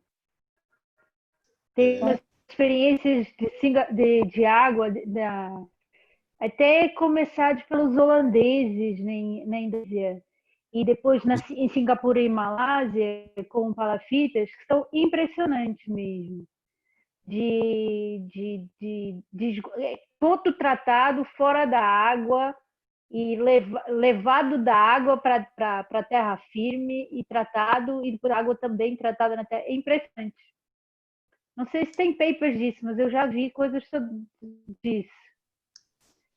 Nesse padrão de luz, não das palafitas. Nas palafitas de baixo padrão, não. É como nós, né? Aliás, ele mostrou exatamente as mesmas lamas escuras. Mas nessas coisas de alto padrão é impressionante as soluções e técnicas que eles encontraram. Então já existe solução, né? Já. É caro. É muito caro. E acho que são ideias no caso da Indonésia, um colega nosso lá em Colônia fazia, e ele estava trabalhando tratamento de esgotos industriais na água, né? E até a tecnologia era holandesa, como eles foram ocupados pela Holanda, então eles para os bairros dos colonos e para a indústria, a tecnologia que eles usavam na Holanda, mas não democratizou, né? Então os bairros pobres de ocupação dos indonésios colonos, né? Colonizados, se mantiveram com o mesmo tipo de tecnologia. Só nos bairros europeus e na indústria eles levaram a tecnologia. Aí se via essa... Então, ele tinha ele não estava estudando exatamente isso, mas isso foi uma pergunta que ele fez também. E era uma discussão que eu gostaria de ter tido com o Fred na semana passada, mas ele está noutra e não deu por fazer. Rodrigo, eu vou fazer a última pergunta aqui, se alguém quiser no meio do caminho anda, para a gente ir fechando, está chegando 7 horas, e vou voltar ao Roberto. Olha o Roberto lá, vou cutucar o Roberto de novo, mas não o Roberto, cutucar o Roberto na sua apresentação. O Roberto do meu slide, né? Você o Roberto do slide, não o Roberto da janela. O Roberto do slide, que é o Roberto. O Roberto que você interpretou, inventou, tal. Não o nosso Robertinho que está aqui, não. Mas até porque eu lembrei, quando você falou essa coisa da Ásia, eu lembrei do Roberto também, porque foi uma frase que ele disse para mim, que ele não tinha mais idade para estudar a China. Lembra disso, Roberto? E eu fiquei impactado com a China, assim, mas no meu caso foi positivamente, me deu uma vontade danada. Eu também não tenho mais idade, mas me deu uma vontade danada de estudar a China, porque é isso, né? As escalas são tão diferentes que, sei lá, você não entende nada. Eu fiquei 3 dias sem entender nada, 4 comecei a me acostumar, e quando voltei não entendi nada de novo. Mas essa dimensão da escala das coisas ali na Ásia, essa parte pelo menos é absurda. E tem muita coisa interessante para comparar. Mas o que eu queria discutir, voltando ao Roberto dos slides, é que uma parte do Roberto dos slides, na trajetória, você estava falando de construção de algumas ideias que o Roberto tem colocado para a gente, você chegou numa última frase em que tinha a construção de 2 coisas, né, que muito me interessam ultimamente. Uma, inclusive, mais do que a outra, num certo sentido. Mas eu acho que as duas estão juntas, que é urbano-utopia e urbano-natureza. Foi isso que você falou, foi esses termos que você preferiu para sintetizar algumas ideias e alguns pensamentos em construção e tal. Ao mesmo tempo, você falou sobre o Kazu trouxe, outros trouxeram alguma coisa sobre essa coisa da história, né? Essa coisa, e você com essa resistência, não, com essa ideia boa de essa, como é que chama? Essa cruzada contra a cidade, que é muito legal também, importante num certo momento. A cruzada contra a cidade como o conceito que nos aflige como um todo. Ao mesmo tempo, ela também, nesse plano da utopia, ela também é um conceito que promoveu muita coisa e promove ainda. Ela é parte do centro dessa história do urbano-utopia, ou pode não ser, né? A minha questão com você é essa, assim, hoje ainda há espaço para a gente, se a gente pensar nos termos que o Chiquito coloca, né? E nossos amigos economistas paraenses, mas, enfim, de uma tradição que são trajetórias concorrentes, né? Eu tenho urbanizações concorrentes, né? Assim, elas podem dar elas têm, de certa forma, um conjunto complexo de campos de forças assimétricos agindo, empurram para lá e para cá, mas elas estão concorrendo, né? O que você diz, no Pará está concorrendo ali. Onde eu vou chegar com aquilo? Não sei. Onde vai chegar em Singapura, nos grandes empreendimentos, e onde vai chegar naqueles espaços entre os grandes empreendimentos que tem vida urbana também. Então, eu tenho trajetórias de urbanização que estão concorrendo. Então, qual o papel, na verdade, dessas novas, dessa coisa do urbano utopia? Qual o papel de se estabelecer utopias urbanas nesse campo de forçantes, onde você pode, de alguma maneira, enfim, entrar entrar nesse jogo de forças que você vai pender ou não, ou ajudar a construir, ou que uma trajetória de urbanização que está em concorrência tenha um caminho mais assegurado. Ou seja, é através dessa discussão sobre urbano-utopia, urbano-natureza, e tirando a centralidade da cidade de uma vez, porque você mesmo, como é tão difícil de fazer, mesmo você partindo do princípio dizendo acabem com essa ideia da cidade, acabem com a cidade de campo, você volta a falar em cidade de campo ao longo da sua fala, ao longo da sua conversa, né? É tão forte que você mesmo volta a se referir à cidade de campo, embora você faça o discurso que eu não posso falar mais disso, né? E que isso é muito prejudicial ao que a gente precisa aprender sobre os processos contemporâneos. Então, ao falar de urbano-utopia e urbano-natureza, eu posso falar disso sem falar de cidade? E eu posso usar isso como uma das armas para a gente balançar esse campo em relação a uma trajetória, né, mais interessante? Olha só, muito bom você perguntar isso, porque eu esqueci de frisar, eu ultimamente tenho frisado isso muito nas falas, que é muito importante. O slide, ele de propósito, não chama cidade-campo, ele chama dicotomia cidade-campo, porque a cidade existe, né? E vai continuar existindo. O campo existe. A crítica não é a existência da cidade ou do campo como termos, né? A crítica é o pensamento dicotômico, tá certo? Então, a cidade existe, o campo existe, outras coisas existem, né? Outras coisas existem. Eu acho que, enfim, tem várias a aldeia indígena é cidade, a mina é o quê? A mina é cidade ou campo? A aldeia indígena é cidade, a aldeia indígena é rural? Eu tive uma discussão lá sobre isso, né? O cara falou, enfim, com o pessoal da Unifesp, né? Que era muito etnocêntrico urbanizar o índio, né? Porque o urbano é uma categoria ocidental, etc. Eu falei, o rural também. Então, ruralizar o índio é tão etnocêntrico quanto urbanizá-lo, já que urbano e rural são duas faces da mesma moeda moderna colonial, né? Então, a cidade existe, o campo também existe. A outra clarificação importante é o seguinte: não é uma crítica à cidade, é uma crítica ao cidade-centrismo, né? Ao que eu estou chamando de citadismo, né? Eu tentei falar sobre isso na tese, trazendo Gandhi, trazendo uma série de figuras que criticaram a cidade mesmo. A cidade é o mal, né? A cidade é o... Enfim, não existe civilização possível na cidade, só na aldeia, né? Esse não é o meu argumento, né? Inclusive, o Roberto me chamou a atenção muito para isso na introdução da tese, e eu tive que... E é verdade, né? E eu tive que fazer uma requalificação, né? A cidade é uma entidade tão fundamental quanto obscurecedora, né? A questão do citadismo é um problema, para mim, é um problema de primeiro, imaginário geográfico limitado na cidade, né? Mais do que isso, imaginário geográfico sobre o urbano e a urbanização limitado à cidade. Isso eu acho que é perigoso, porque eu acho que há outros mundos urbanos para além da cidade. E um problema de visibilidade, né?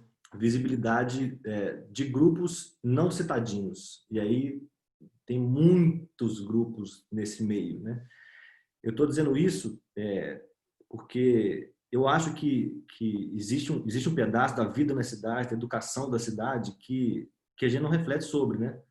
Eu lembro, por exemplo, quando eu lembro de ler Jane Jacobs e pensar assim, a cidade é o motor da inovação, né? A cidade é o lugar de trabalho novo. Eu pensei, na época eu li, conversava com o Ara, eu lembro, eu adorava. E aí depois você pensa assim, depois você sai da cidade e você vai para qualquer outro ambiente e você pensa assim, será que a pessoa que criou esse objeto tecnológico sabia do uso dele aqui?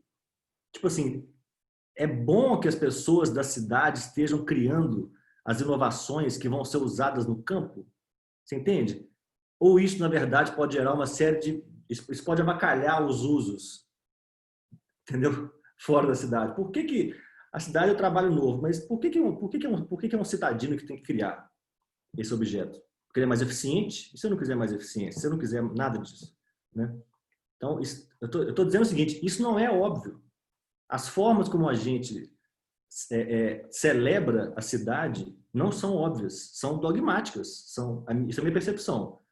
São herdadas. Agora, óbvio que eu precisei sair de Belo Horizonte e ir para Canaã dos Carajás para conseguir compreender, né, fazer a crítica primeiro do meu processo particular, porque como as minhas visões desses conjuntos de elementos abstratos também mudou, né? Lá em Canaã dos Carajás, conversei com o pessoal da CEPASP e tal, e na primeira conversa o cara falou comigo assim, meu irmão, quem enfrenta o capitalismo é o campesinato.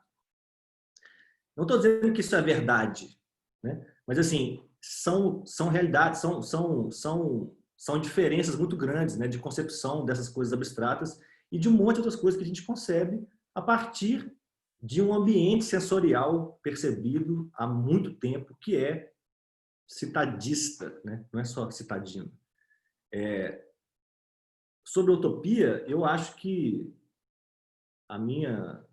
dentro sei lá, desse conjunto de conceitos que eu tenho tentado pensar a partir desse tanto de autor que eu falei aí, né? E da minha pesquisa de campo na Amazônia, grupos de camponeses que, na verdade, são técnicos de segurança do trabalho, jogando tronco de árvore na estrada de ferro Carajás para não ser espoliado, está dentro das minhas utopias urbanas. Podem ser utopias camponesas urbanas, né? Mas são utopias urbanas. Essa conversa que eu coloquei lá da contribuição teórica, essa discussão sobre a mediação, né? Existe um pedaço da luta camponesa que só existe porque existe urbanização. Então, a mesma estrada... Eu não estou dizendo que isso é bom nem ruim, não é um juízo de valor, não é um juízo de valor, mas a mesma estrada de ferro que passa em Marabá, no quilômetro 7, e a galera fica lá ouvindo aquele trem passando durante 6 minutos, a cada 15 minutos, aquele monte de vagão, aquele estresse, quebrando casa. É o mesmo trilho do mesmo trem que a galera joga o tronco em Canaã dos Carajás para falar, nós não vamos sair do acampamento sem terra. Então, eu acho que também vai ser preciso reconfigurar as utopias em termos de, enfim, de não ser simplesmente... Utopia urbana não significa utopia da cidade ou dos cidadãos, né? O que leva ao último ponto, talvez dessa conversa, mas da tese, né? A tese termina com essa discussão de acordo com Henri Lefebvre, Roberto Montemori e tantos outros, a cidade é um lugar privilegiado da luta política, né? A cidade é onde grupos organizados demandam, você vai lá, fecha a rua, vai na Praça 7, vai na praça tal, é onde está o prédio do Ministério X, né? Você ocupa o prédio do Ministério, é onde está, enfim, circulando grupos intelectuais, blá, blá, blá, blá. Agora, se a cidade é o lugar privilegiado da luta política, quem está fora da cidade vai fazer o quê? Assim, pelo que a cidade luta? Isso é uma pergunta legítima. A galera vai ter que fazer marcha para Brasília e para Belém sempre quiser demandar o básico, isso não é cidade cêntrico. A galera tem que pensa, sei lá, o massacre de Eldorado dos Carajás, de 96, que mataram 19 sem terra na curva do S da estrada. A galera estava indo de Marabá não, de Eldorado dos Carajás para Belém a pé, sacou? Na marcha, para poder falar, olha, não tem jeito mais, os pistoleiros estão matando gente todo dia aqui. Então, tipo assim, nós vamos depender da cidade para que ela lute pela não cidade. Eu acho difícil, sacou? E é por isso que eu acho importante que existam outras formas de mediação da luta que também são via urbanização, tipo estrada de ferro, tipo rodovia, tipo a galera, sei lá, de Hong Kong ocupando Porto, sacou? A contradição que é importante, da mesma forma como finanças, logística, extração são importantes para a sobrevivência do capitalismo contemporâneo, isso também é verdade que se a gente ocupar 20 mil pessoas, o porto, a rodovia, a mina, o capitalismo não funciona, sacou? Greve dos caminhoneiros, parou tudo. Então, tipo assim, o mesmo processo apresenta as suas oportunidades de luta via urbanização. Muito obrigado, Rodrigo. Chegamos aqui 7 horas, vamos todo mundo já nosso horário de sempre. Não tem mais nenhuma pergunta aqui, comentários, enfim. Então, vamos começar a encerrar. Roberto, quer fazer algum comentário? É o Cazu. Não, Cazu. Na verdade, não é nenhuma pergunta. Ouvindo, né, essa discussão que o Rodrigo fez agora, veio uma ideia na cabeça que eu queria colocar, assim, não vai dar para responder por causa do horário e tudo, mas porque é o seguinte, é uma coisa que na década de 90, assim, na final da década de 90, quando estava envolvido, né, em pesquisa sobre metrópoles, sobre cidades, né, redes de cidades mundiais, vinha junto das megacidades, né? Estava muito presente naquele período, continua, mas estava muito presente naquele debate. E uma discussão que vinha junto era sobre o conceito e os marcadores do que é cidade e do que é urbano, né? Parte da ideia de que cidade não é a mesma coisa que urbano, que tem conceituações, definições diferentes, mas aí a gente começou a discutir e aí a gente se enredou num cipoal. Porque, assim, começamos a buscar os conceitos de cidade na literatura e chegamos ali a mais de 200 conceitos, né? E a mesma coisa em relação ao urbano, né? Tinha muitas variáveis, muitas definições. E aí isso acabou ficando meio de lado. Mas com essa discussão que ele faz, né, eu imagino que ele o Rodrigo deve ter enfrentado isso em algum momento, sabe? E aí eu fiquei me perguntando, é claro que talvez não seja o caso de responder, mas no caso, né, de os espaços não citadinos, mas que se tem a urbanização, quais são os marcadores da urbanização nos lugares onde não tem cidade, né? Você mostrou algumas imagens, tem ali, né, uma característica de uso e ocupação do solo, tem, né, uma transformação ali do meio ambiente, na apropriação da terra, no ordenamento das atividades no espaço e tudo mais. Você percebe que tem esses elementos. Mas, no caso do agronegócio, a presença da tecnologia, o Milton Santos falava do meio técnico, científico, informacional, né, que extrapolava os limites da cidade, por isso que disseminava. Enfim, eu fiquei com retomei, sabe, essa...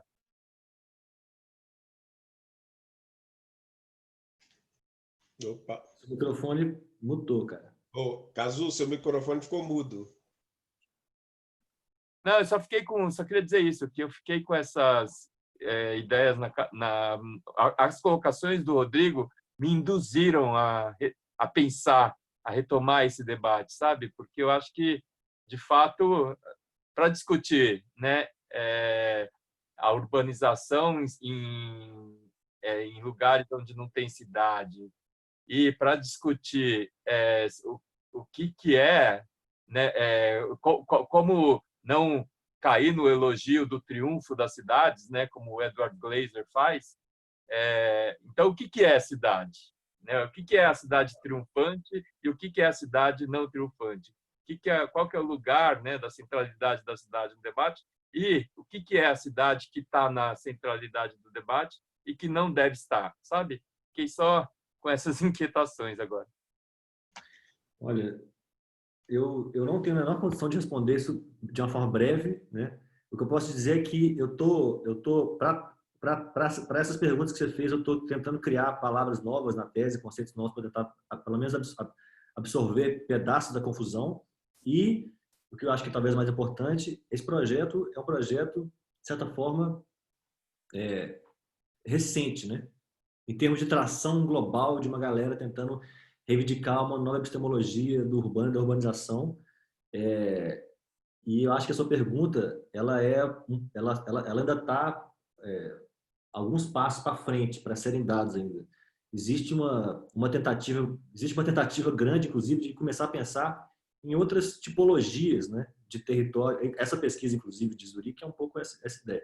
Tentar encontrar outras tipologias. Agora, para isso, você precisa partir do seguinte statement, né? O jeito que nós estamos fazendo não está bom.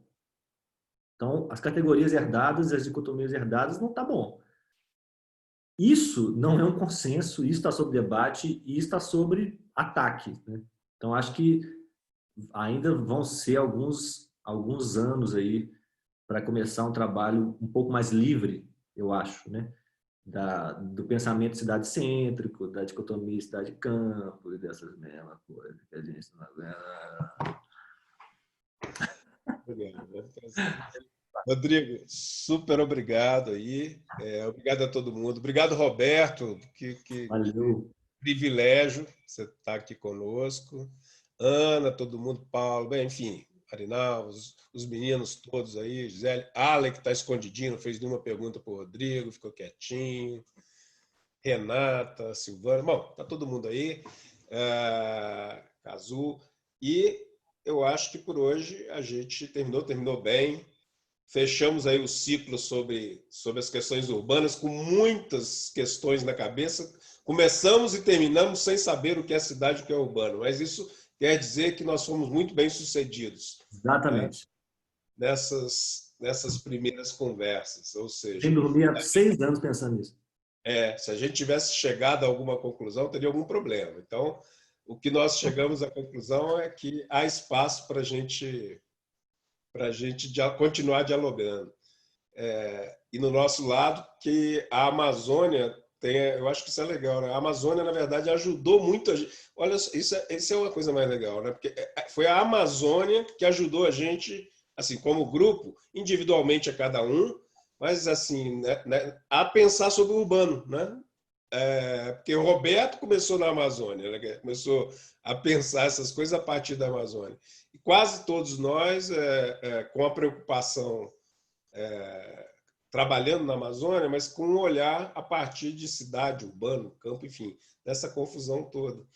Isso é legal, ou seja, de alguma maneira, esse imaginário urbano teve sempre sobre que o imaginário da cidade, o imaginário geográfico sobre o urbano, a cidade teve sempre em questionamento, pelo menos nesse grupo, né? E nos que chegam aqui no laboratório, nos meninos, coitados, se eles não tinham, começa a ficar, porque depois desses 5 papos, eles já não sabem mais o que é cidade, o que é urbano, o que é bairro, o que é... Já, coitado, estou até preocupado com eles. Eu vou ter que fazer a próxima reunião, a Flávia está rindo. Então, na próxima reunião, nós vamos dar um descanso para poder conversar no nosso Vida, né? Perguntar, e aí, as cabeças estão no lugar, está tudo mais ou menos certinho, dá para continuar? Porque esse era o objetivo também, colocar um pouquinho de confusão confusão nesse sentido faz muito bem a todo mundo. Obrigado a cada um.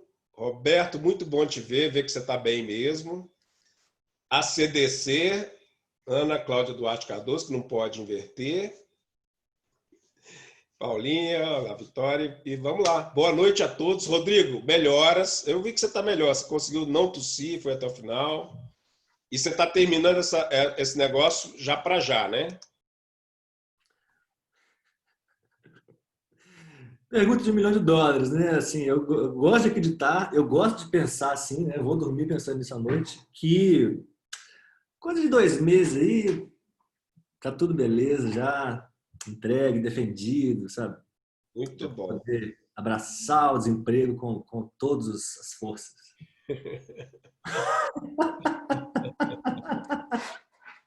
Abraçar o desemprego cheio de títulos, cheio de tal. Teremos 2. Muito bem capacitado, muito bem formado para abraçar esse. Que nada. Gente, você está sempre empregado conosco aqui, pode deixar, não tem problema.